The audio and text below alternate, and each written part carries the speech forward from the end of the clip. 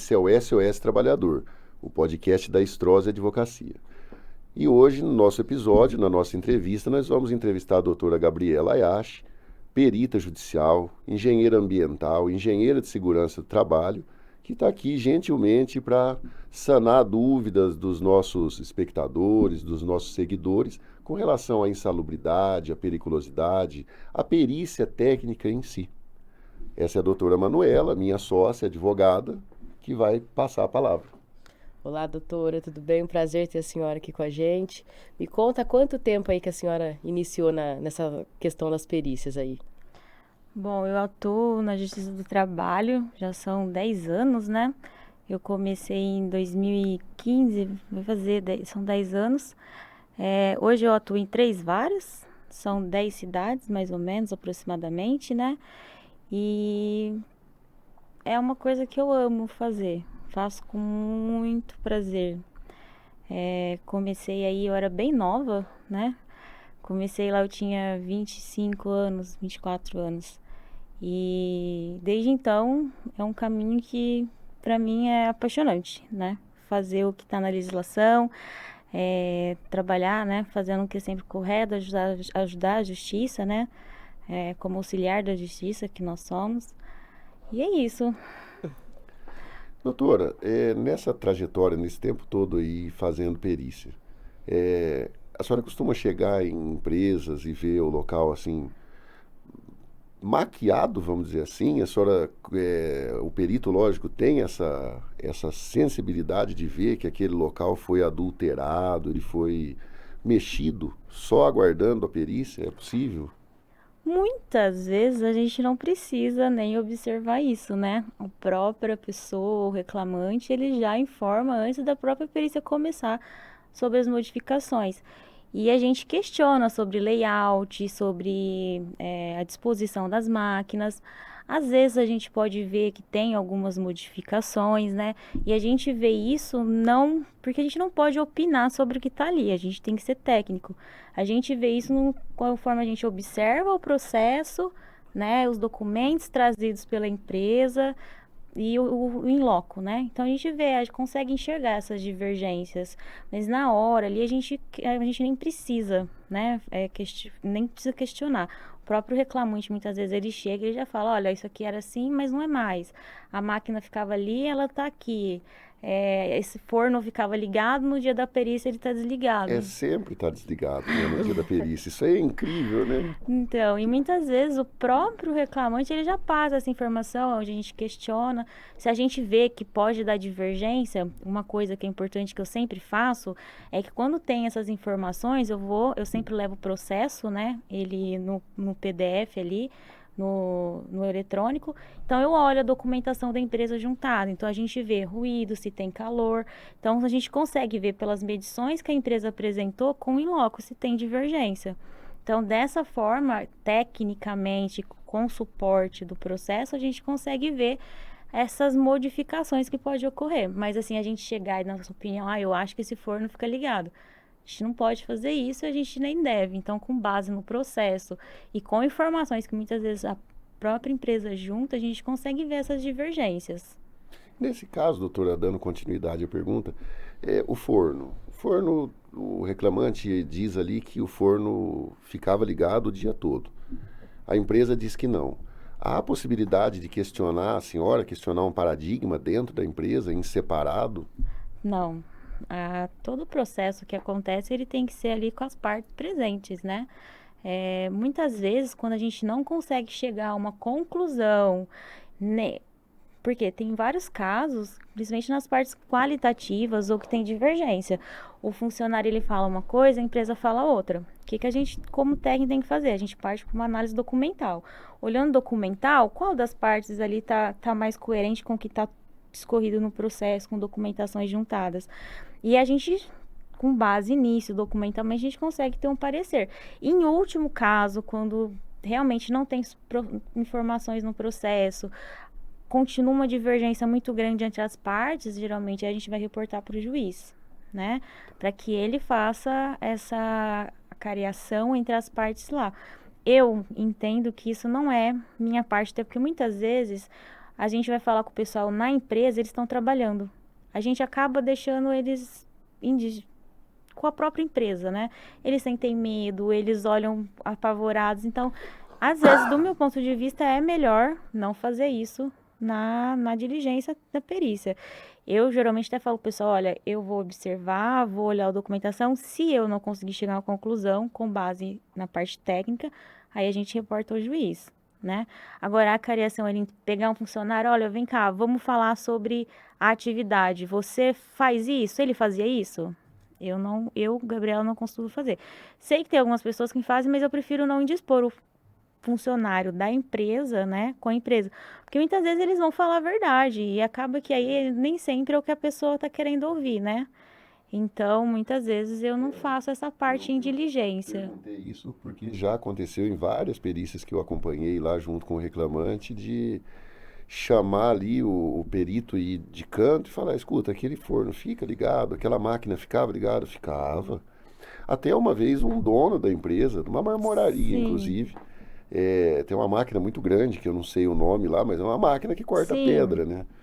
E o advogado falou que aquela máquina ficava desligada, fazia muito tempo. O perito falou, essa máquina aí está quebrada, o senhor não tem como arrumar? Falou, a máquina não está quebrada, foi lá e ligou a máquina. O perito, Pode acontecer. o perito ligou, decibelímetro, né, doutora? Ou dosímetro. Dosímetro. Pode ser Ele um dos ligou, dois. acho que bateu 96 decibéis, 98 decibéis. Sim. Mas tem parte que chega a ser engraçado na perícia, Sim. né, doutora? Por isso que é importante, principalmente quando vou fazer perícia, eu estar com o processo em mãos. Porque se a gente vê, por exemplo, um ruído na documentação de 100, né, decibéis, aí você vai falar, como que aqui tá dando 70 e na documentação tá essa divergência tão grande, né? Então aí a gente consegue, com base em toda a experiência que a gente tem, falar, olha, tem alguma coisa que não tá batendo, né? É toda uma técnica, né, doutora? Exatamente. Porque muitas vezes o perito, a gente cada dia tá num lugar. Às vezes eu até brinco, a gente tem que chegar, fechar o olho e sentir. Ah, eu tô sentindo calor, tá vindo da onde? Porque cada dia você tá num lugar, cada dia você tá num risco, cada dia você vai observar algo novo. Então, às vezes eu brinco de falar, a gente chega e a gente fecha o olho e fala, deixa eu sentir o que tem aqui. Ah, tem ruído, tem um cheiro residual, tem calor. Esse calor tem um forno? Tem. O que vocês têm? Alguma fonte geradora? Porque às vezes pode ser só do ambiente mesmo, que a gente mora numa região quente, né? Principalmente aqui. Então, a gente cada dia tá num lugar, cada dia a gente tá vendo um risco novo, uma exposição com os funcionários, né? Então, a gente tem que saber chegar no ambiente, o que a gente tem que entender é quais são os agentes da insalubridade e da periculosidade. A hora que a gente chega no local, a gente observar, né? Então, a perícia sobre insalubridade e periculosidade. Então, você tem que observar muito bem o local e ver quais são os riscos que pode ter ali. Sim. Doutora, nesse sentido, já teve caso da senhora chegar na empresa, no processo, tem todas as fichas de entrega de equipamento de EPI assinado, e a hora que a senhora chegar no local, a senhora verificar que, assim, o reclamante não sabe nem manusear os EPIs, quem está ali manuseando no local do reclamante está com tudo limpinho, novinho, bonitinho. Acontece com bastante frequência. Porém, eu não consigo, como parte técnica, falar ou provar isso, né? Eu até, muitas vezes, quando os advogados me trazem isso em perícia, eu sempre falo, para mim, a prova do EPI, ela é documental. Por quê? Eu não adianta o funcionário falar, eu usava EPI. Porque o que acontece? Muitas vezes, se você não registra isso, como é que eu vou saber qual foi a frequência, se tinha certificado de aprovação, se o funcionário foi treinado, orientado, fiscalizado. Então, toda essa parte, assim como estabelece na NR6, ela tem que ser documental, né? Então, se tem a ficha de EPI do funcionário, tá devidamente assinado, eu vou considerar. Muitas vezes o funcionário fala, não assinei, ou eu só me entregava, né, a ficha para eu assinar. Eu não pegava os EPIs. Bom, tudo bem, diante da divergência, então as partes têm que resolver isso em audiência de instrução, né? Porque compete a mim analisar aquilo ali. Se qualquer coisa que eu fizer além daquilo, vai além da minha função, que é analisar o local e a parte documental ali do processo, né? Sim. E aí, se comprovado em audiência que realmente não recebia o EPI, né, aí eu imagino que o advogado normalmente vai fazer um quesito suplementar para a senhora, Exatamente. perguntando se comprovado em audiência que não havia o efetivo uso do EPI, se ele tinha ou não direito à insalubridade. Né? Exatamente. Da mesma forma que muitas vezes os advogados colocam, né, principalmente das reclamadas, mas você não analisou o paradigma. Mas a perícia não é do paradigma, a perícia é da pessoa em X. Então, é a documentação referente àquela pessoa que tem que estar nos processos, no processo da pessoa, né? Porque eu posso observar todo mundo, tá todo mundo de EPI, tá? Então, junta todas no processo, se o juiz quiser acatar, ok. Mas, para mim, a prova do EPI, ela é documental, não adianta, porque eu preciso analisar o EPI, a data, a frequência que foi entregue, o CA, que é muito importante, a gente pega muita ficha de EPI sem o CA, né? Muitas empresas, O CA, a elas... senhora poderia explicar para o pessoal que está assistindo o que é o CA? O certificado de aprovação, né, que todo equipamento de proteção tem que ter, de acordo com a legislação, ele tem que ser submetido a alguns testes, certo? Então, enfim, ele passa por testes, esses testes vão certificar, né, a viabilidade desse equipamento para que possa proteger o funcionário nas atividades que ele vai desenvolver. Então, é obrigatório todo equipamento de proteção individual, ele ter o número de certificados. E se não tiver essa numeração na ficha de EPI, fica prejudicado para a senhora analisar se esse EPI era eficaz ou não, né? Exato. Porque, inclusive, a gente pega muito também quando não tem CA, quando os CAs estão anotados todos errados. Então, você vê que falta um pouco de instrução também para o pessoal. Então, se nem essa parte estava correta, como que o funcionário deveria utilizar? Então, a gente entra nessas discussões, né? E hoje, a gente vê que é uma falha muito grande da sociedade e de todo mundo, até do próprio funcionário. Todo mundo eles ligam, né? A segurança do trabalho ao equipamento de proteção individual. Quando, na verdade, o EPI é um braço mindinho ali da segurança do trabalho, né? A segurança do trabalho é muito ampla. Mas, infelizmente, ainda ligam toda essa parte de segurança quando você fala, o que é segurança do trabalho? EPI. Capacete. Exato, Luva, entendeu? né? Então, é isso que a maioria das pessoas, elas não vê a segurança do trabalho como um conjunto de medidas que vai proteger a pessoa, que vai evitar que ela morra.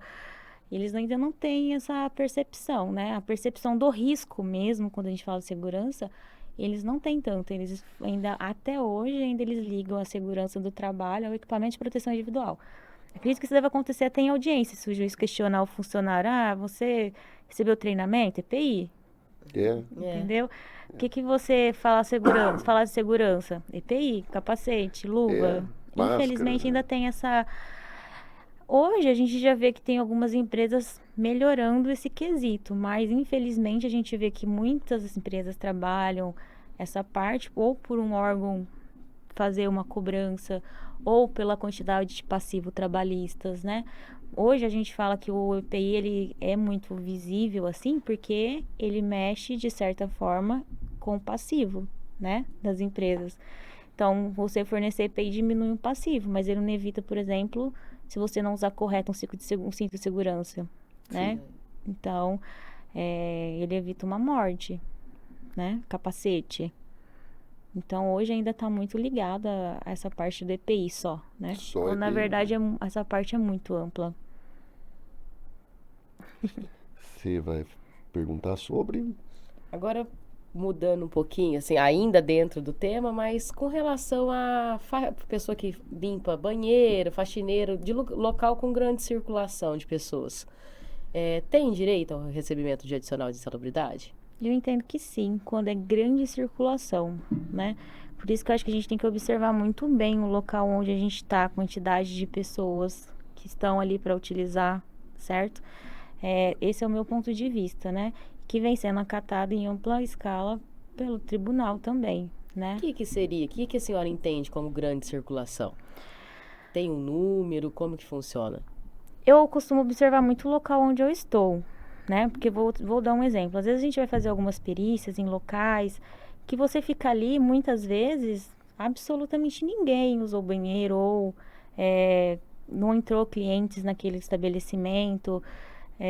Então, eu entendo que grande circulação são escolas, 500, 600 pessoas, aeroporto, centro médico, que tem um fluxo de pessoas grandes para utilizar ali, certo? Sim.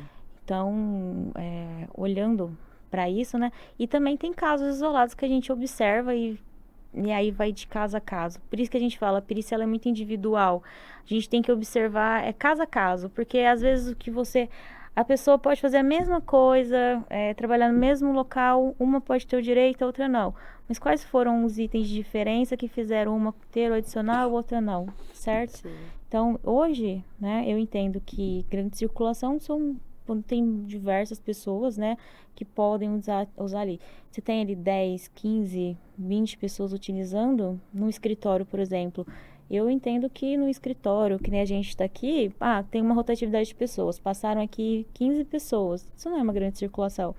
Um exemplo é um aeroporto. No aeroporto é uma grande circulação. Você vai no beiro do aeroporto, entra, sai, entra, sai, entra, sai, entra, sai, né? Esse é um dos casos. Escola também, né? Empresas com, sei lá, 200, 300 pessoas.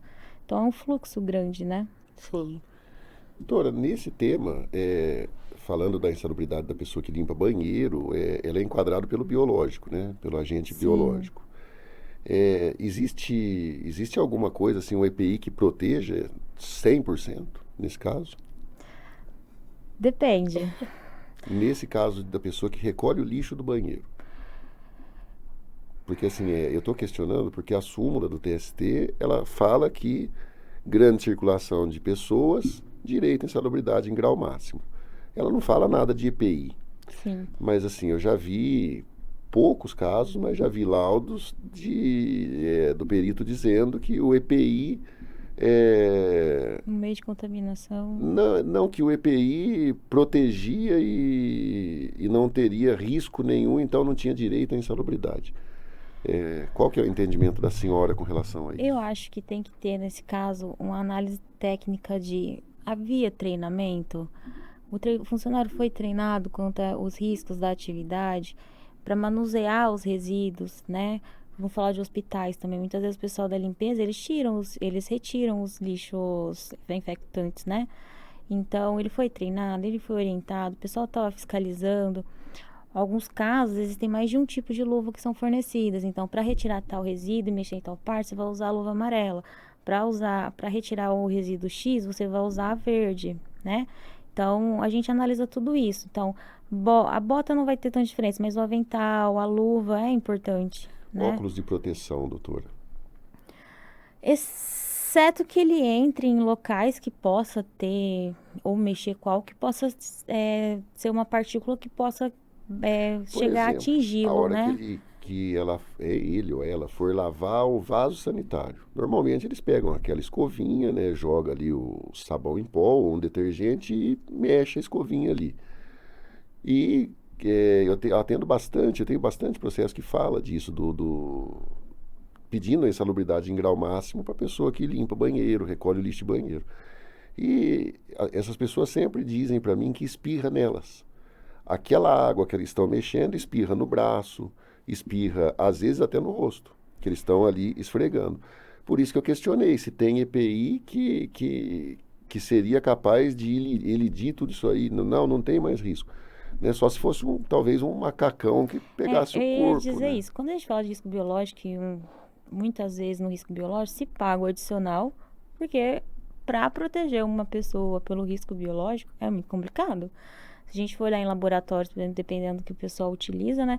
Por exemplo, se eu fazer uma análise de sangue, você precisa de um óculos. Se não tiver óculos, aquela voa, né? Que algumas coisas não são controladas. Mas se o doutor raciocinar, assim, junto comigo, olhando não só como perito, mas fazendo a parte de gestão de segurança, o funcionário não vai ficar chacoalhando, né? A parte, claro que pode chegar a respingar alguma coisa, mas geralmente a luva, né? Respinga na luva e o funcionário vai limpar, ele não vai ficar jogando, E né? se tiver sem avental, doutora? Se ela Eu não acho que o utilizar avental, ele é avental essencial para a atividade. para essa atividade. Sim. A Porque... luva, na verdade, ela cobre até uma certa parte do braço, né? Sim, mas é difícil, a gente tem que analisar cada caso, porque, mas às vezes eles contam alguns casos, né, mas você enfiava a mão aí, a gente fala, tipo assim, desse jeito, porque assim, algumas coisas são estranhas também da gente ouvir, né, mas fazer dessa forma, desse jeito, então às vezes também a gente vê que a pessoa, ela também... Dá uma aumentadinha. Exato, aí você vai analisando, vai questionando, mas é o que eu sempre falo, cada caso é um caso, você tem que analisar principalmente essa parte documental, porque às vezes você só coloca o funcionário lá e não fornece nada para ele, entendeu? E aí você fornece um EPI. Não, mas você não orientou, não fiscalizou, não falou sobre, Tem não. questão de tempo, né, de validade desse CPI. Exato. Então, assim, muitas vezes o pessoal que mexe com. Essas luvas rasgam muito facilmente pelas atividades que o pessoal faz, por mexer com o produto, vai secando, né? Elas vão ficando rígidas. Mas muitas vezes esse pessoal não tem documentação. Então, quase sempre o adicional ele acaba sendo devido por causa da falta de equipamento. É muito difícil você ver, eu pelo menos, raramente tem empresas que fornecem 100% de frequência de equipamento, né? Ou, enfim, para neutralizar o agente de risco. Falta fiscalização também, né, da empresa. Às vezes ela disponibiliza, mas não fiscaliza. Você vê, rasgou a luva, a hora que você olha para o lado, eles já estão... O trabalhador que precisa fazer acontecer já está sem luva, já está mexendo. Exato. Muitas vezes também o foco é a produtividade, né? É. E aí falta um pouco de orientação, fiscalização. Por isso que muitas vezes a gente perde assim, essa parte documental é muito importante. Tem prova que é documental. Se o funcionário declara lá, eu fiz, mas você fez qual treinamento? Não lembro. Então aí compete a empresa juntar essa prova para a gente poder analisar. Querendo ou não, tá na legislação, né? Você tem que treinar seu funcionário, orientar. Hoje é muito legal ver que tem bastante empresa, assim, nas cidades que eu faço, eles investem bastante em segurança do trabalho. Parece que tem um movimento, né?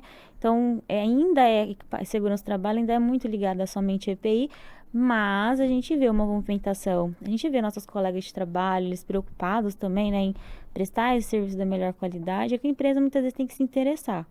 Mas a gente também entra num ponto que é muito importante falar, que muitas vezes o funcionário, ele prefere receber o adicional para que você, né, um exemplo, a insalubridade, você vai acabar perdendo ali, né, o adicional pago sobre a saúde do funcionário. E muitas vezes ele também prefere ganhar o adicional do que estar protegido e contra aquele risco, né? Eu acredito que às vezes o trabalhador ele não tem ciência do que é o adicional, né? Exato. Ele visa ali os 30, 40% do salário mínimo, no caso de insalubridade, mas não o que ele está exposto e o porquê está sendo pago esse plus, né? E aí até às vezes o pessoal fala, olha, você quer voltar para sua casa? Esses dias um técnico, eu ri dele, ele falou, fui dar um treinamento, falei, você quer voltar para sua casa? Eu quero, mas você quer se receber, uai? Então o que que você decide, né? Você quer voltar para casa, receber? Porque aqui você vai receber, porque eu posso, você pode morrer a qualquer momento. Você fala assim, né? Infelizmente, às vezes, o pessoal parte para essa, né, aterrorizar o próprio funcionário, mas para ele ter consciência, porque às vezes você explica, fala, eles não entendem. E até a própria empresa, muitas vezes você vai falar, explicar, existe uma dúvida muito grande. Então, hoje você vê essa parte crescendo bastante do que lá 10 anos atrás, né? Então, hoje vem melhorando bastante. Sim, é o grau de escolaridade também, a função que eles vão exercendo, né? Sim. Você pega um faxineiro, às vezes ele não entende que ele tem que... Por que tem que usar a luva, né? Ele acha que ali é um negócio que está incomodando, porque não usa em casa para fazer uma limpeza, alguma coisa nesse sentido. E aí não é orientado também a usar, né? Porque assim, isso aí seria uma obrigação da empresa orientar, né? A pessoa não tem conhecimento técnico, mas a empresa, no meu entendimento, deveria orientar o funcionário. Falar, olha, você, né, não pode, você tem que usar o EPI, senão você vai ter uma advertência. Exato. Né? Porque eu acho que já deve ter acontecido muitas vezes com a senhora, né, de questionar o funcionário. Você usava EPI? Não sei nem o que é isso. E aí o patrão vem e fala, né? Ele é teimoso, ele não usava mesmo. Exato. Né? Acontece. E aí eu já pergunto, né? E quantas advertências, suspensões, assim, ele tem? Não, nenhuma.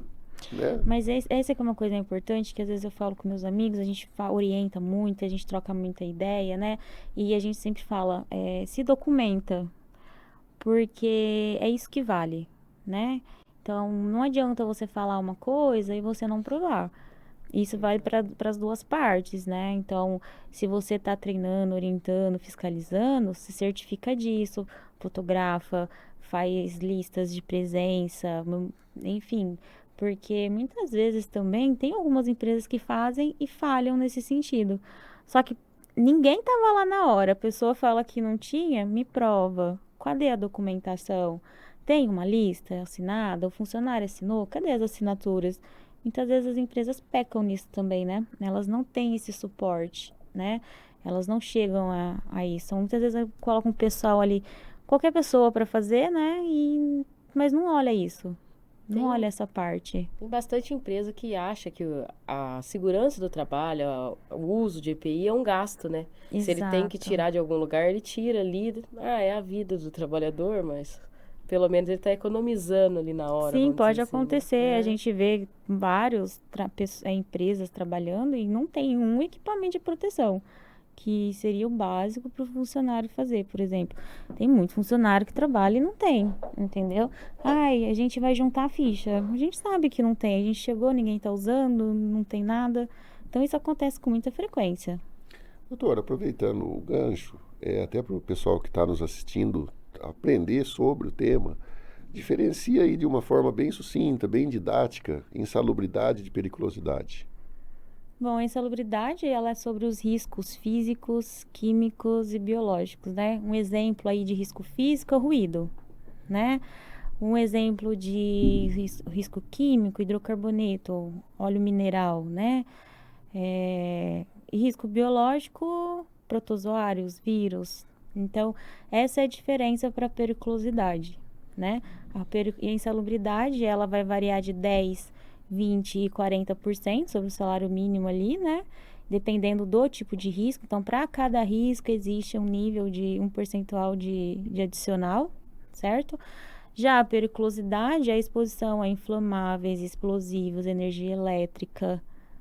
O motociclista foi retirado agora, né? Mas ainda está na CLT, então ainda está meio confuso, mas estava ali também. E é os 30% que o funcionário tem direito é sobre o salário base, né? E não seria sobre o salário mínimo. Então, são a diferença dos riscos de exposição. A insalubridade é sobre a saúde do funcionário. Então, no ruído, ele está exposto a um ruído que vai ter perda auditiva. Já a periculosidade é sobre a vida dele. Qualquer coisa que acontecer pode levar à morte. Certo? Aproveitando, a senhora falou de óleo mineral, nesse caso aí, graxa também, graxa, óleo. Graxa, óleo. O desengraxante, doutora, geraria esse direito? Então, para todos esses casos, a gente tem que olhar a FISPIC dele, né? Que hoje mudou de nome, é o FDS, se eu não estiver enganado. Não é mais FISPIC.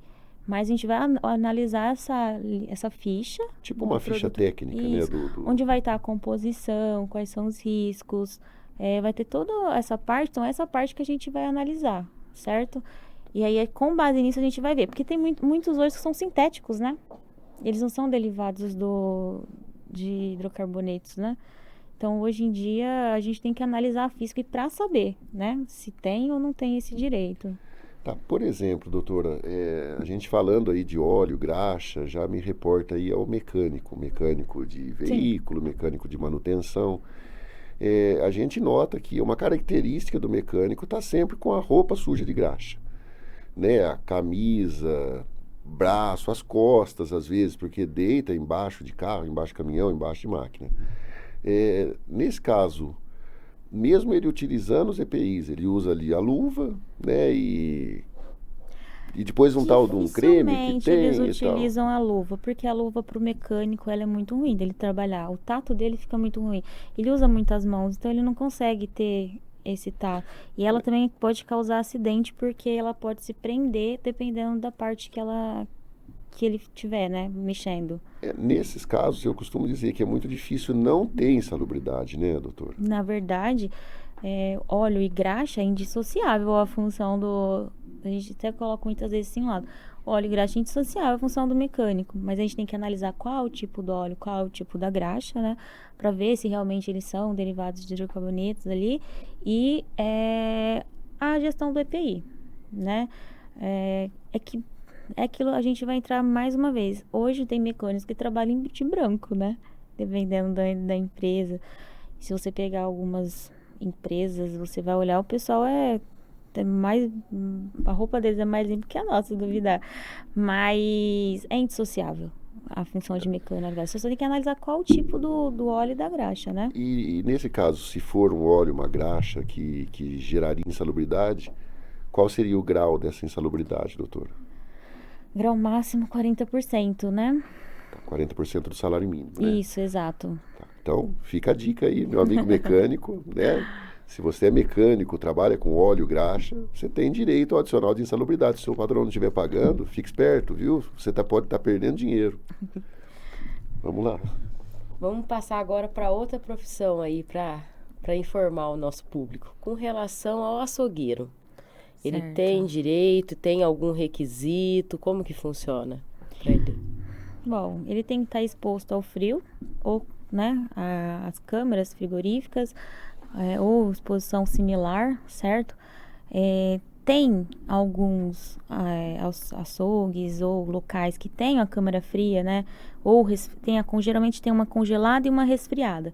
A resfriada, geralmente, ela vai ficar até 10 graus, de 0 a 10 graus, e a congelada ela vai ficar negativa. Então, a quantidade de vezes que esse funcionário pode ter exposição ao frio, né? Então, são quantas vezes? Havia fornecimento de equipamento de proteção individual? É uma coisa que acontece muito com açougueiros.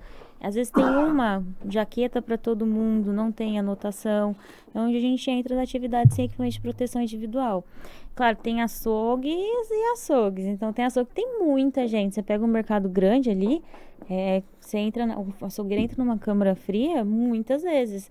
Por quê? Porque tem que abastecer a frente da carne, né? Então, acabou, tem que pegar. Então, pega, eu quero tal carne, não quero essa. Ele vai e pega na câmara. Então, a gente vai analisar a quantidade de vezes que ele vai entrar nessa exposição. Muitas vezes também eles fazem limpeza, recebem produtos, organização da câmara, né? Então, eles realizam atividades lá dentro de forma habitual, né?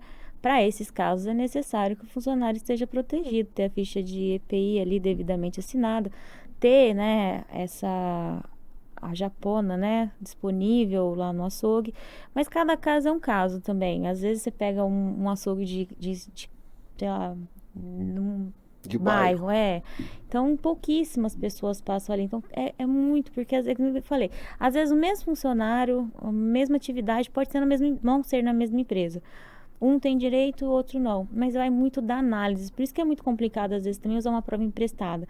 Tem que ser muito igual, atividade, Na mesma rotina, empresa, o mesmo exato. cargo, né? Exato. Uma coisa curiosa é que eu acho que a maioria das pessoas acham que o açougueiro ele tem o adicional por conta do contato com a carne. Exato, e não seria isso. Exato. Na verdade, quando a gente fala de risco biológico animal, é carbulose, eu não lembro a palavra exata, mas em tese, o supermercado, o açougue, eles vão ter que vender carne com CIF. Se tem todo esse processo, imagina a gente ingerindo esse tipo de carne com essas doenças. Então, não é para ter. Claro que vai ter com sangue, mas enfim, isso não gera o adicional, né? A legislação, ela usa as palavras lá do que é devido, né? Para quem tem um tipo de contato. Pode ocorrer, por exemplo, no frigorífico, quando esses animais chegam. Tem alguns casos que podem ocorrer. Mas a gente é consumidor final. O açougue é o consumidor, vende para o consumidor final, né? Então, acredito que não é para ter, né? Exceto que eles estejam comprando aí do seu Zé da esquina. Que não tem o CIF, não tem uma análise do mapa. E sempre é falado, questionado isso mesmo no escritório. Às vezes eles questionam se, mas eu tenho direito à insalubridade porque eu mexo com faca. Não é. Então, eu sempre explico. Açougueiro, você tem direito do adicional de insalubridade por causa do choque térmico, né? Ele entra num local congelado e sai num local quente. Isso que geraria o direito, né, à insalubridade. É pelo frio mesmo. O risco biológico, nesse caso, a gente vê muito isso em processo, principalmente com produto químico, quando a gente fala defensivo.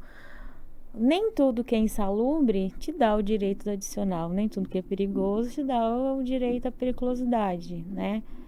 Muitas vezes eu coloco esse laudo porque vem defensivo químico, é amplamente utilizado, mas não são todos que têm um enquadramento específico na norma regulamentadora. Então, muitas vezes a gente fala, olha, não é porque faz mal ou é insalubre que é devido adicional, ele tem que estar contemplado. Doutora, aproveitando para tirar uma dúvida, Roundup, esse chamado mata-mato, glifosato. Gera o glifosato, insalubridade? ele é um organofosforado Eu comecei a fazer perícia em 2015 e eu fiz um estudo junto com 2 professores da USP. Eu fui até eles, eu tenho até um formulário respondido, onde eu questiono esse professor da USP, ele é um doutor, mestre, pós-doc, questionando sobre o glifosato. O glifosato, ele é um organofosforado. A diferença é que dentro do organofosforado ele tem uma ramificação. Ele pode ser fosfonado ou fosfato. Acho que é alguma coisa assim que eu não lembro ao certo as palavras. Um que atinge o sistema nervoso central e o outro não. Então, todo o produto o fosfonado ou fosfato, que agora eu não lembro se é essas duas palavras, ele é organofosforado. O organofosforado pode ser um dos dois. Então, o glifosato, ele é um organofosforado. Que Com geraria gera adicional de insalubridade em 20%. em grau médio. Isso, grau médio. E aí tem que ver a exposição, a frequência, equipamento de proteção individual, né? Que, por exemplo, para você mexer com o defensivo, você tem que ter uma roupa com troca diária, lavagem diária, não pode ser o funcionário que faz essa lavagem. A empresa se responsabiliza, a gente vê muitas usinas hoje, né? Eles fornecem todo dia uma roupa diferente para o funcionário. Não sei se está certo ou está errado, mas eles fornecem todo dia, tem uma lavanderia que fica responsável. Então, também, né, observar cada caso isolado. Mas o glifosato, ele é um organofosforado. Tá. Com base nos estudos que eu fiz junto a esses professores. Na época, eu falei até com o pessoal que é revendedor desse produto aqui no Brasil. E eles me mandaram um estudo de um outro professor da USP, que também faz a mesma classificação. Entendi. Doutora, nosso tempo está perto de acabar. Eu queria que a senhora, assim, fizesse só uma exposição com relação à periculosidade. A gente sabe aí quem tem direito é aquele que trabalha com energia elétrica, com, né, explosivo, combustível e tal. Mas se a senhora pudesse fazer uma breve explicação dando um exemplo de cada tipo de enquadramento da periculosidade, seria possível? Sim. É porque é muito amplo. Exatamente, né? o tempo é muito curto e amplo. o tema é longo. Mas explosivos são explosivos, certo? Então, fábricas de explosivo que geram, né, líquidos inflamáveis, né? Então, a gente vai falar aí de abastecimento, armazenamento de líquidos que estão classificados dentro dali do seu ponto de fulgor abaixo de 60, né? Então, exposição. Habitual e permanente é aquela tabela né, que tem especificando cada item. Energia elétrica, quando você mexe com alta tensão, baixa tensão em alguns casos, né? Por exemplo, a gente tem muito funcionário que trabalha com CCM, eletricista, né? Que não troca só uma lâmpada, mas faz bloqueios de energia, enfim, esse tipo. Roubo, né? Geralmente a gente fala que são funcionários que estão expostos a roubo, vigilantes, né, que trabalham armados também, certo? E o anexo 5, que era o de motociclista, né, que foi revogado agora, mas porque está em análise novamente o processo de onde veio, né, só que ele continua na CLT. Só que se você for olhar, ele está na CLT, só que se você fosse reportar o anexo da NR, ele não tem mais. Então, hoje, o que a gente faz? Olha, para a atividade, estava enquadrada. Aí a gente manda para o juiz, olha, estava enquadrada, agora É o juiz que vai para Vossa decidir. Excelência fazer aí, né, se vai utilizar ou não, porque está revogado. Mas continua na CLT, então ficou um pouco confuso. Mas esses são... E também tem a radiação ionizante, mas é mais complicado você ver funcionários expostos à radiação, né? Esses são os anexos da NR16, que vão falar sobre a exposição à vida do funcionário, que pode vir causar até a morte dele. Nós temos, né, tema aí para uma conversa de talvez uns 2 dias de podcast, Tem bastante né, doutora? coisa. E já fica aí lançado, então, um convite para um próximo, né, podcast. A senhora é daqui de Ribeirão mesmo, Sim. né? Então, a gente ficaria muito feliz da senhora participar de um novo episódio aí futuramente. A gente está sempre vindo aqui para Ribeirão também para gravar esses podcasts e fica feito já o convite. E a gente espera que a senhora aceite. Doutora, obrigada, viu? Muito obrigada. A gente vai encerrando mais um episódio aqui. Obrigada pela participação. Já fica o convite reforçado para a senhora retornar. Para a gente que tem assunto aí para para mais de metro, né? Exatamente. É um prazer estar aqui com vocês. É um prazer poder falar sobre isso também, né? É algo que poucas pessoas conhecem, né? É muito amplamente divulgado na Justiça do Trabalho quando funciona o processo a empresa. Mas a gente vê que a gente chega num lugar, vai explicar para a pessoa o que que é, né? Mas é muito bom, um prazer estar aqui com vocês. Eu fico à disposição para poder falar sobre os temas, falar sobre os assuntos, né? Porque cada caso é um caso, cada processo é uma análise, mas eu me coloco à disposição e espero poder somar. Muito obrigado, doutora. E Prazer. vamos ter que terminar mais um episódio aí do SOS Trabalhador, né? Nós vamos terminando esse episódio e pedir para você, se inscreve lá, ativa o sininho, segue a gente na rede social para ter esse tipo de informação. E não se esqueça, no nosso escritório, o seu patrão é o nosso inimigo.